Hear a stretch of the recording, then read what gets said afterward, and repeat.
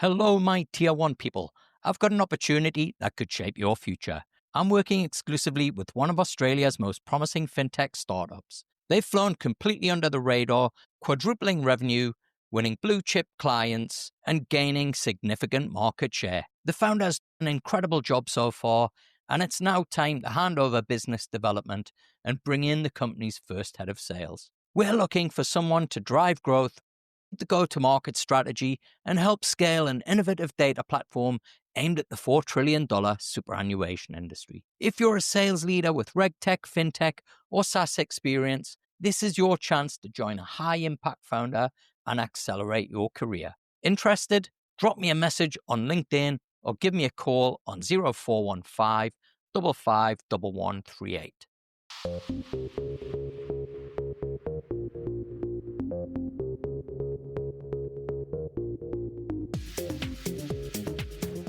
Hello, my people, and welcome to Fintech Chatter, the podcast where I chat to fintech leaders about their secrets to success.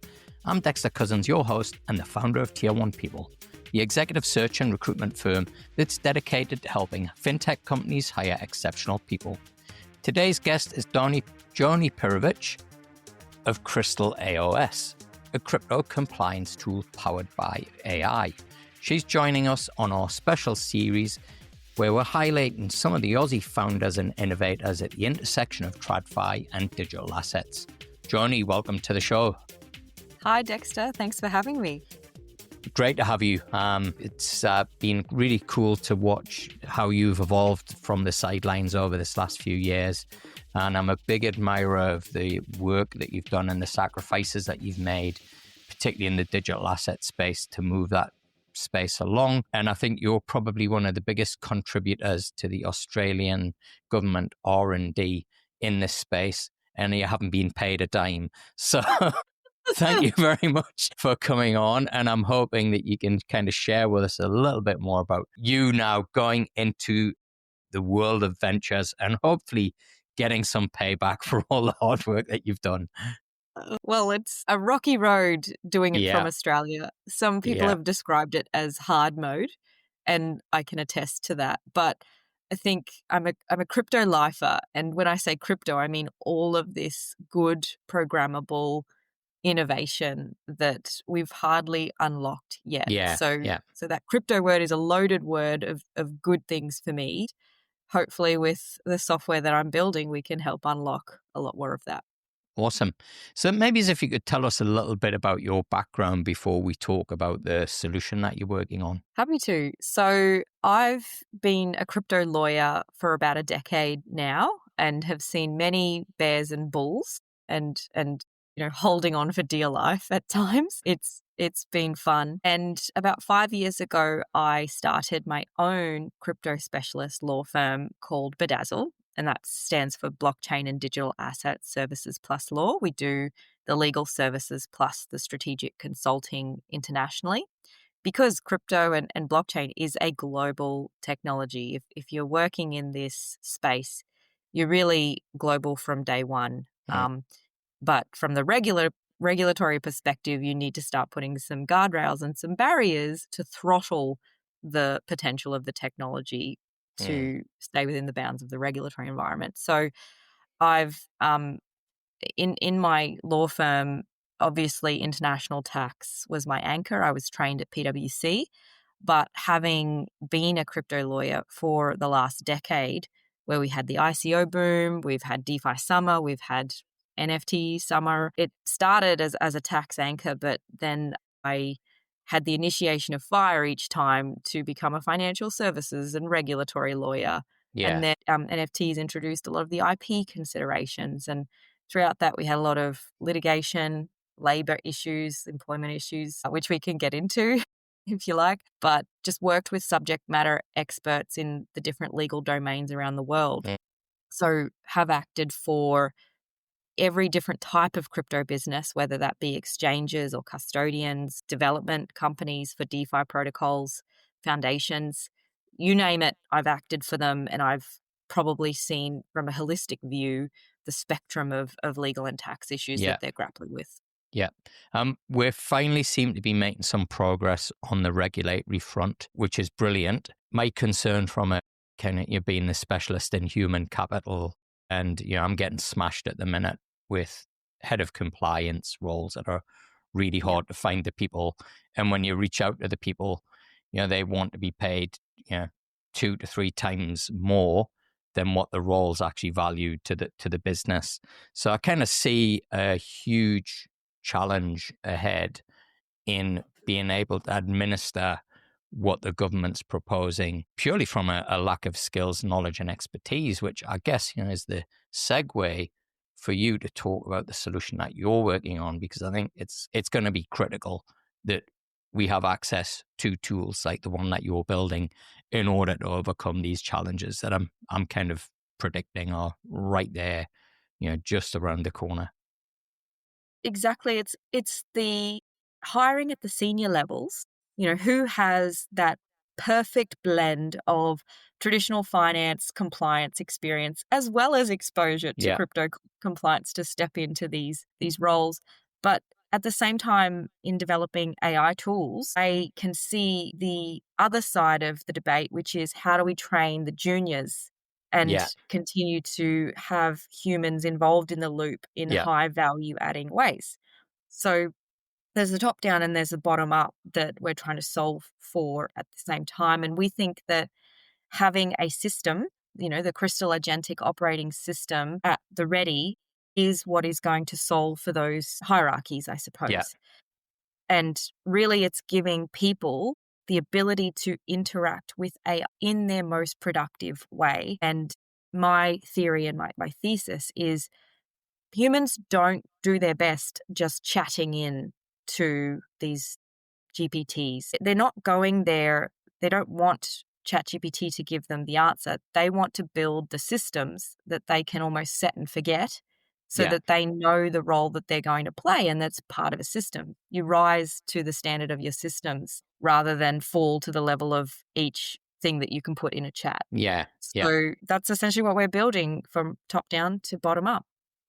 So tell me a little bit about kind of the process that you've been going through, and how you've gone from being a lawyer to now being a tech founder. That's a journey of itself Yeah, and lots of hard lessons learned because as a lawyer, you are trained, you are drilled to look for risk and yeah, not be friends with it, and actually through being the founder of my crypto specialist law firm, I took on sometimes the role of in-house counsel where you're working alongside the business and there are simply not enough resources to dispel and yeah, address every risk that there is. So you need to prioritize and you need to triage.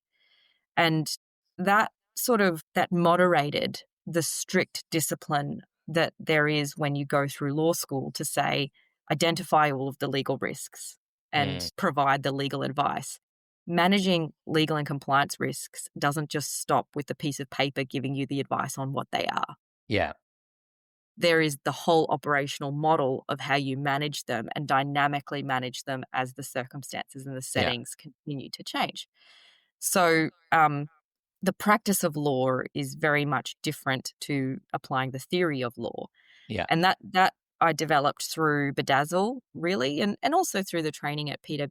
But now that whole operational model of applying law of right fit, right size at right time, that is where AI can help us increase our throughput of the identification of issues mm, and the material remediation or suggested remediation of issues.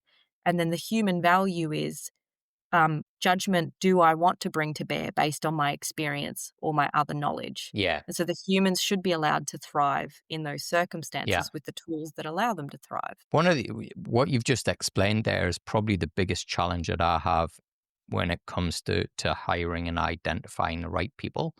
And I think the Mm, reason for that is that your compliance for a long time, was very much seen as a kind of not a luxury, but just a necessity. And you kind of focused on people who would tick and bash and, kind of compliance says no. And that's been the relationship of kind of compliance with the rest of the business for a long time. I think Oh. over the last 4 or 5 years, we've seen very much, kind of this demand for, and I seen exactly the same thing with accountants back in 2008, where you go from putting them in the back and just do the spreadsheet to, oh, we want you to be commercial. And so, okay, but you've kind of just bred this entire generation of a profession where you basically told them to shut up and get in the back and just kind of now you want them to be these kind of commercial, super sharp, strategic, helping the business grow and all of these things. But they're not natural things that come to a lawyer or a compliance or a risk professional, as you've pointed out, right? Like, in the title, everything that you're looking at is risk. When you're in an environment that's the most risky that you're ever going to be in terms of a startup or a kind of scale up business. How have you developed those skills, and what are your kind of observations around how a tool like the one that you're building then frees up people to be able to build those, I hate the term soft skills, but the more human element of what's required in the role? Well, I think the tools we've had to date haven't helped us be better humans or Yeah. better at productivity. And I'll actually use a non-compliance based example because it's been a really cool wow moment for me. When I first started using Opus Clip. So this is an AI powered video. I know it. Yeah.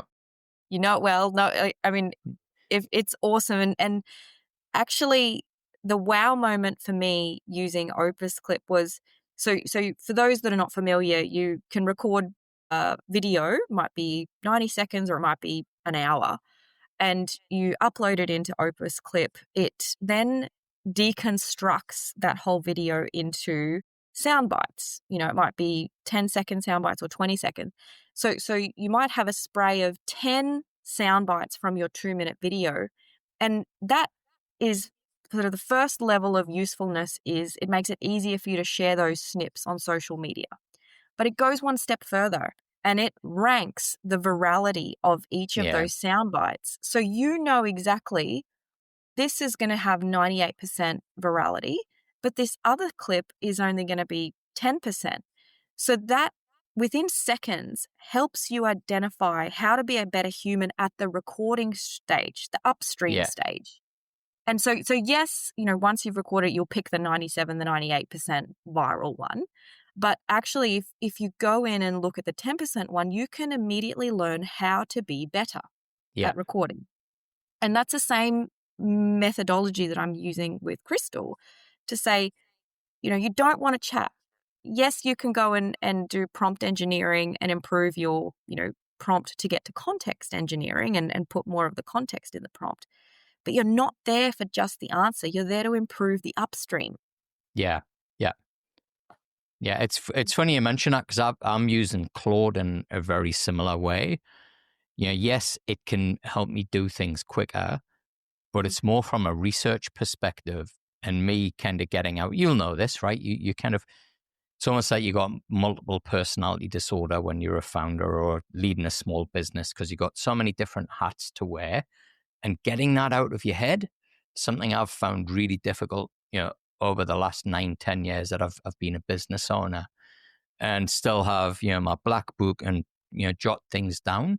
And what I've found, my workflow has changed, a lot since I've used Claude, where rather than write that stuff down, I'll put it into Claude and kind of have it there and just go back and kind of do different iterations, right? Whether it's a thing I'm thinking about doing with a business or whatever it might be, to get that feedback. Some of it's nonsense, but some of it's actually, Improve you. really, improvement. Yeah. And so I think this is, what you've said about the kind of how we use the tool.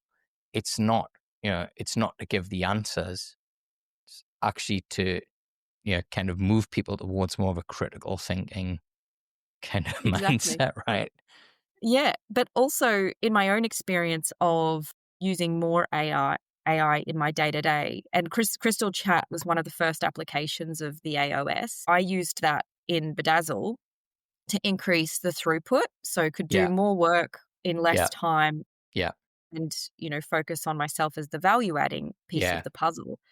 But the mental Mm. fatigue that comes with the Yeah. increased throughput is no joke. Yeah. So, as part of this transition that I think we need to go through, I have been playing with this a third model where actually my ideal day will eventually be a third of reading my new subject matter content, which I need to be an expert in, which is actually both crypto regulatory subject matter as well as AI developments. A third of actually approving and reviewing and doing my human value sign offs of the work that is paying the bills. And then the other third is the connection with humans. So Mm. comparing the experience or stakeholder engagement, you can't continue to function with your device optimally if you lack human connection. Yeah. That's at least my three Yeah. pillars of what I think our days need to involve going forward. Yeah. Well, I've got to kind of put my hand up and confess. I think it was about a year ago, actually. I was invited to judge awards at the Decker Awards, the Blockies, and you were actually one of the finalists that I was judging. And when I read your nomination and your application, that was the moment for me where I went all in on AI. Because I got to see the impact that one person was having on an industry and something that was so complex, that took up so much brain power, where there were concepts and things that didn't even exist. And one person was able to do all of this. And I was blown away. I was like, wow, like, I can't believe one person's having this impact. And I'm assessing your application against others, that international law firms and kind of with all these resources. And I'm like, wow, like this one person is having a bigger impact than, like all these businesses with all these resources. So I think for me, that was a kind of a, light bulb moment to go, wow, this isn't just kind of hype and nonsense, right? Like if you No, figure out yeah, I'm how to actually use these putting it to work. tools, yeah. Yeah. So I want to kind of shift the conversation a little bit more onto, where we're at as an industry. I kind of joked before about the, and it wasn't really a joke, about the amount of R&D, and the bill that you could potentially send the Australian government.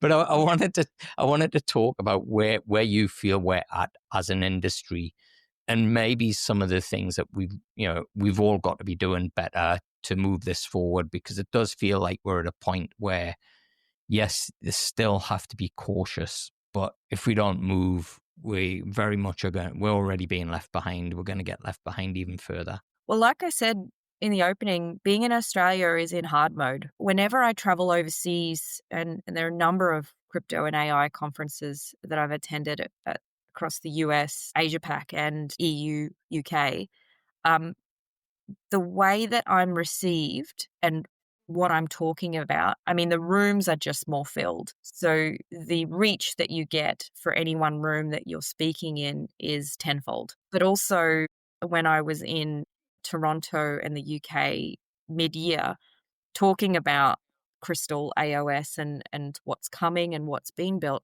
I had a lineup of people that couldn't wait to learn more and Yeah. are on the wait list. Whereas in Australia, we don't have that same volume of events or reach. And typically the crypto events are not attended by traditional finance looking to get the edge. There's Mm. not that same level of inclusiveness. Yeah. TradFi is still very separate to Yeah. crypto. We are seeing some convergence, but it's slower than what I Yeah. see overseas. So the only thing, or the strongest things keeping me in Australia, are non-business related. They're the healthcare, they're my family, they're the school system. Those are the sticky things that make it hard to leave Australia. But sort of everything else is what's welcoming me to go rest of world first, to Mm. give this software and this business a better chance of global reach. Yeah. I've found the same thing, right? Human capital, talent. Go to Singapore, for example, and regulators want to chat to me, and why? I'm, I'm like a talent guy, right? Like I'm not legal. I'm like, oh no, you're at the coalface, right? Like you know exactly what's going on. Whereas here in Australia, you kind of get battered away. Nobody's interested. And I think for me the issue, Joni, is it seems to me in the rest of the world, competition is what keeps the incumbents honest. In Australia, it's regulation that keeps the incumbents up, and they're more scared of the regulators than they are of competition. I And I agree with that. think that kind of creates, the wrong incentive structure. And we see this all the time, right? Like all of the policy and the debates got nothing to do about the end user, right? They're all about, infrastructure. CDR is a good example where consumer data, right? And there's very little conversation until, damn it, we money really started to push that agenda. All of the conversations have been around policy and regulation and all the other stuff and technology. And I think it's, such a, it's kind of lackadaisical, right? Like you kind of customer has to always be number one, right? But in Australia, it's kind of like the regulators number one. And, as long as we're doing right by the regulator, we kind of don't have to worry about anything. Which is the luxury of being an incumbent. Yeah. But for startups and scale-ups that have to be completely and immediately responsive to the user and what is best and easiest for the user, it's an extremely difficult environment to test and get Yeah. to initial product market fit. Yeah. And it's highly expensive to even get to that point. So why would you do that in Australia? Yeah. It doesn't make sense. Yeah. And look, we saw that with the neobanks, right? Where they were given licenses and no chance of success. Because again, they required huge amounts of capital for the license, and their wage bill itself would have been 10-20 million dollars a year before you've even got a product out to a customer, right? Like, and you would need 20 million a year in capital just to pay the wages, and it's going to take you 5-6 years to get products in customers' hands. It's Yeah. like, just there's no innovation doesn't stand a chance, right? So it's what do you think? What do you think we could be doing better around that then? And what do you think kind of government regulators need to change in order, other than asking us to do the same submission 10 times over?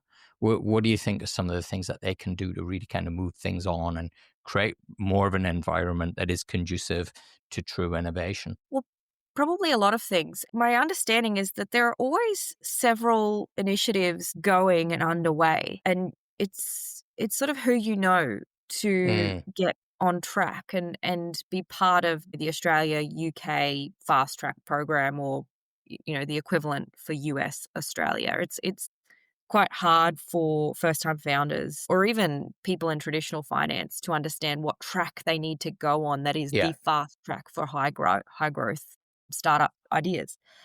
So, and that again is a feature of the lack of, I think, inclusive events that have that information free flowing. Yeah. We don't have a good sort of supportive network in Australia, or it's relative to what I see in overseas markets, it's not as free flowing Yeah. with that really useful information. You need to Yeah. get into something to get that information. At So, least so that's you take Singapore, for example, right? And I know, I was blown away when I went there in 2019 and saw what they were doing with fintech. I think kind of Steve's now kind of echoing exactly what I was saying in 2019 around digital assets. But I think the reason for that is that everything came from mass, and they got this really clear agenda that is inclusive, right? What blew me away in 2019 was how fintech was part of this broader picture of health, AI, agriculture, infrastructure, all of these things around, the kind of the North Star was the region's or the world's biggest smart city by 2025 or 2030 or whatever it was. And that was the thing that kind of, meshed everything together was, hey, none of these are going to be the thing that's going to get that goal. We got to bring them all together. exactly. And I think we've seen some Southeast Asian countries coming back to sort of crypto policy they've introduced holistic packages. So at the same time, they realize that there's an uplift needed for regulatory AML/CTF, the securities law AML/CTF side, as well as tax, as well as attraction of capital and the incentives around attracting and retaining labor. Like, those are holistic packages that are coming in to lift the environment to get the best startups operating or headquartering out of those jurisdictions. Yeah. And in Australia, like you would have seen, we've had regulatory movement. So the digital asset platforms and tokenized custody platforms bill, and we've got a proposed stablecoin legislation in the backdrop of also the AML/CTF reforms uplift. But we still don't have tax, labor, attraction of capital, and retention of good capital. Yeah. And you do need that full recipe list to do it, to move the dial. So hopefully that stuff is coming. Maybe it's being staged, but I think Australia does have a big lift to do, and I'm glad that we've started, but it's not the end. Yeah, Still a lot more to do. One of the things that I've noticed, right, and it's kind of, this happened in fintech, it's the same in digital assets, is that coordination piece is two-way. And the thing, and I was talking to somebody on Thursday night actually about this, who, we're talking about how to get government on side. And for me, like Labour government, they're interested in school teachers, nurses, AMBOs, right? Like, unions. If a tech founder's coming up to them and saying, hey, we're going to create, a gazillion-dollar business and we're going to have like 50 employees and I'm going to get super rich, where's the incentive, right? Going to go, yeah, we'll support that. And this is the kind of narrative, right, that kind of keeps coming up. There's very little about job creation. Tech Council has got desperate, where they're talking about, rather than the tech industry, anybody that works in an IT job is, a part of the industry. And say, hang on a second, guys, like, you can't be claiming, you're employing 800,000 people when most of them are working for government and like big banks, right? Like, where if you're the tech industry, like the tech industry startups, scale ups, and kind of moving this next part. What do you think that the other side, right, like our side, can be doing better to kind of coordinate the messaging and getting it clear? Because for me, Joni, the kind of frustration I have is understand how industry bodies work, their membership organizations, that who's paying the memberships gets the voice, right? And so they should. That's their customers, but that isn't necessarily the voice that is required in order to, the message that we should be giving to government and regulators.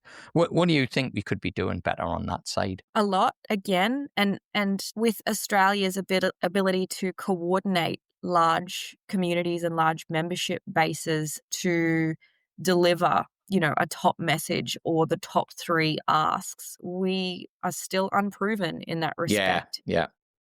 And we need to get a lot better at our coordination of policy effort to achieve effective outcomes. But just to riff off the other point that you raised, that it might not be something that the government wants to incentivize, for the founder or the founding team to get rich quickly. And it's only sort of a 50 employee or 50 head count in Australia. I would say that if you fast forward that, those 10 or those 20 or those 50 people that get rich anecdotally will contribute back into the ecosystem that allowed them to get rich. And so you have this exponential sequence that triggers as soon as once you've kept the first one, then, the 3 to 5 years later, if they've had wealth, they can reinvest that back into the next wave. And again, you exponentially grow the culture and the ecosystem of productivity growth. Yeah. So I would say Australian government and both sides suffer from the short-sightedness of the 3-year term. And we need really just more strategic long-term policy if we are going to get productivity growth from the tech sector. Yeah. We're coming to a wrap up. In terms of where people can find out more about Crystal, where's the best way for people to find out? Well, if you're a crypto business, you need to have emailed me or reached out on Twitter and LinkedIn to get on the waitlist. You will not Right. get into Special Access Week unless you're on the waitlist. So my email is joni@crystalaos.com, and LinkedIn, just Joni Pirovich, same for Twitter. We can share the details on the podcast later. There might be some TradFi people listening to this who might all of a sudden be being thrust into that world through things like acquisition. If there's interest there, like what's the best way for them to get in touch with you? Yeah, email is best. Like, I am still the person that I read every email. I think there's still a valuable human thing to do to understand your inbound. So please do that, or find me at the next crypto event in Australia or internationally, and we can have a chat and figure out how it applies to their circumstances and where the TradFi organization is at in their crypto and blockchain transition journey. Awesome. Joni, it's been fantastic to have you on. Thanks for sharing your thoughts, and congrats on Crystal as well. And I'll be cheering from the sidelines for you. Thanks so much, Dexter. It's been a pleasure.